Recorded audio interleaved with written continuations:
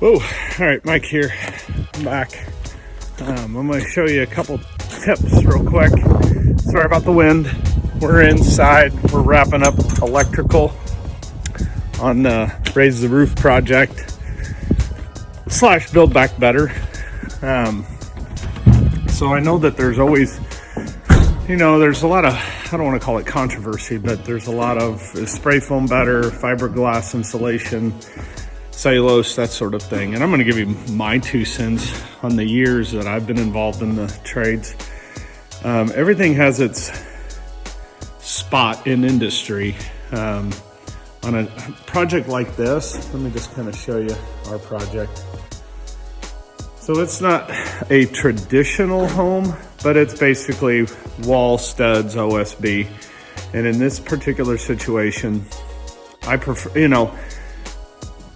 personally, I think cellulose gives a little more airtight, but we will do blown in fiberglass in this situation. We can rent the blower for next to nothing. On this particular house, we have lots. That's a whole bag of leftover, came from the previous house that was here. We saved it, we saved that, and there's probably 80 to 100 bags in the garage that we're gonna blow all this in. It's very simple to do. I mean, I don't wanna call it a do-it-yourselfer, but I mean, they sell the netting, the fabric that you can staple to these studs. Right here, staple. And we've created a hose attachment that just pokes in, and you can blow the insulation in really, honestly, it's really easy. But back to what I was saying, the reason we don't spray foam a lot is because of the cost. Or in the past, the numbers that you gain off efficiency in this particular area, we're in the Midwest, middle of Illinois. If we were up by Chicago or down further where there's a lot of heat, it would make sense more or less to spray foam a project of this size. But we are in a moderate, what I'd call a moderate climate, to where we don't have a real long time in real cold and a real long time in real hot. And then our temperatures are fairly moderate, to where it's not necessary to go spend tons of money on the spray foam when you can do a spray insulation like fiberglass and get a very much desired result. We've had very good results with that. I mean, we've done the math. We've seen the heating and cooling bills per month. Can you get it cheaper with spray foam? Yeah, you could, but you're gonna spend a fortune more for it. But there are some helpful tips, such as this. So we go through, our power company used to have what was called comfort home specs. You would go through the home before you drywalled and did certain things to create or to prevent air loss. Like these holes up here. Let me get my finger right. That hole. And then this hole down here. And like you can see the white caulk. So where the plate meets the floor, and then everywhere where there's a seam that goes inside to out. We've gone around and I'm caulking that right now. Like up here, you can see, I gotta get my hands right. See around that header? Let me do it right there, yeah. We go around and we caulk. Caulk is very inexpensive. You can caulk that all.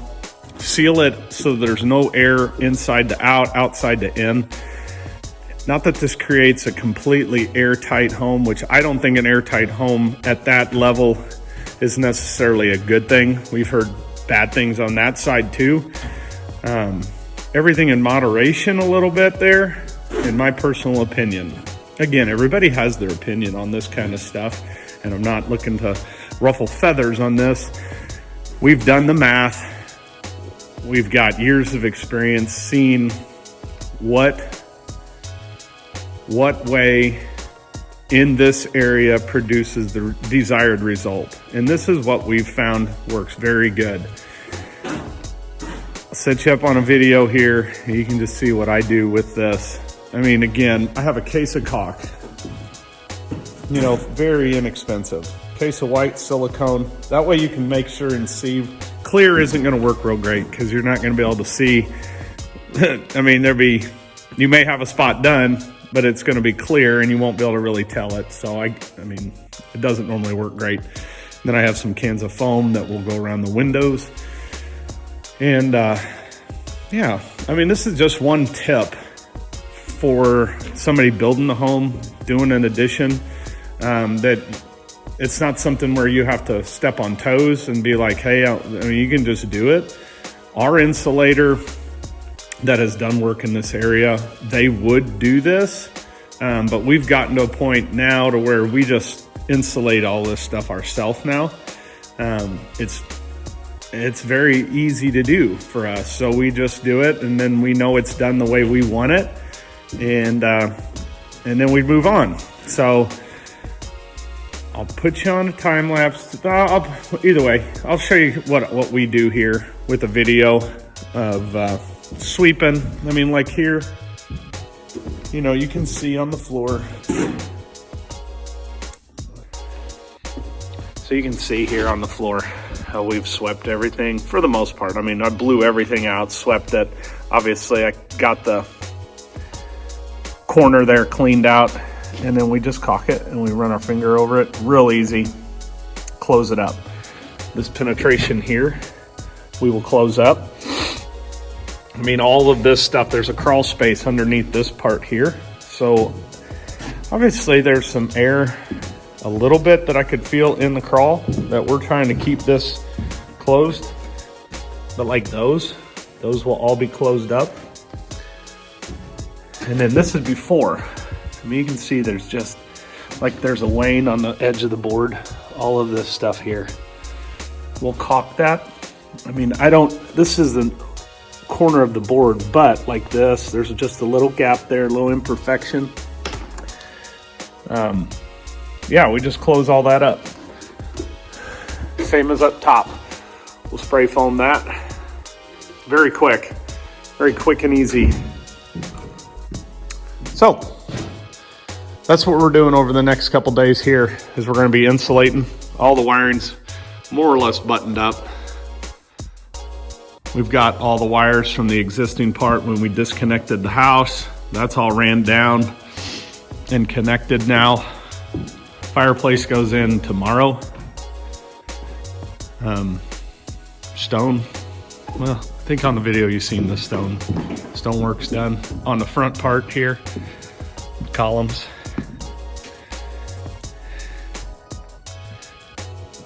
Look great. I mean, we're gonna wrap the top part with cedar, and then that beam up top we will wrap with cedar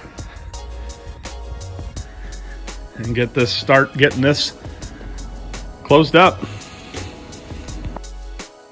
Peekaboo. All right, watch.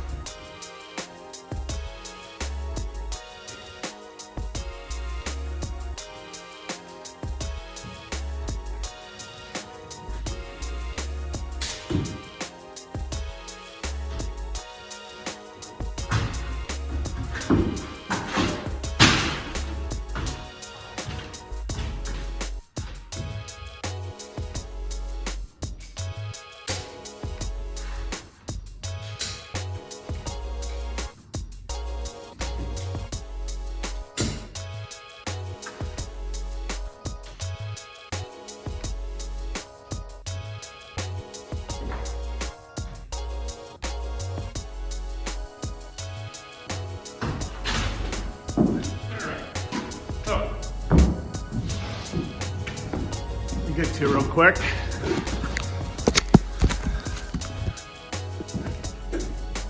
You can see basically what I was doing. I was going around that header, hitting that seam, the plate seam. That's where the two 2x6s smash together and get nailed. And it's just there ain't gonna be hardly any air get through there, but there are little imperfections in the wall. This is wood, nothing's perfect with wood, so.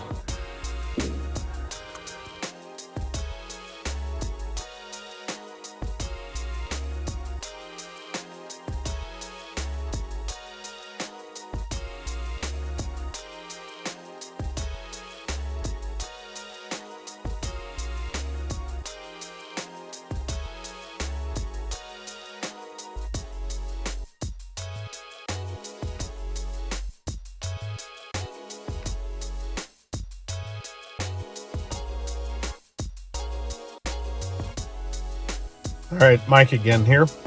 We're back at the raise the roof job. Yesterday I did some videoing on insulating, broke down some of the stuff that we do on how we make the home a little more efficient with little things that I showed in the video. So today the guys are in there and I'm getting ready to go in there. They're stapling up the house wrap. We use house wrap if we have a hard time finding fabric, or the fabric's just, there's not a lot of places around here that hold the fabric, but the house wrap we use one of the house wraps that do breathe, and we just staple it tight, and we'll show you, I'll show you here in just a second, to where that way that insulation can't build up in there, and then you're just like, you don't want it super tight in there, in the cavity. So that's what we're doing today. We're prepping the walls, and probably by lunch today we'll start blowing insulation in, and we'll do some quick videos of that as well. But this project's moving along. I mean, we're right there. We'll be bringing drywall in later this week. And the finishers and the hangers, they're supposed to be in. I don't think it'll be this week. It'll probably be first thing next week. And they're going to start hanging the drywall at this place. So this one is moving along extremely well. I am very happy with how this project has progressed. So stay with me here, and I'll show you the update.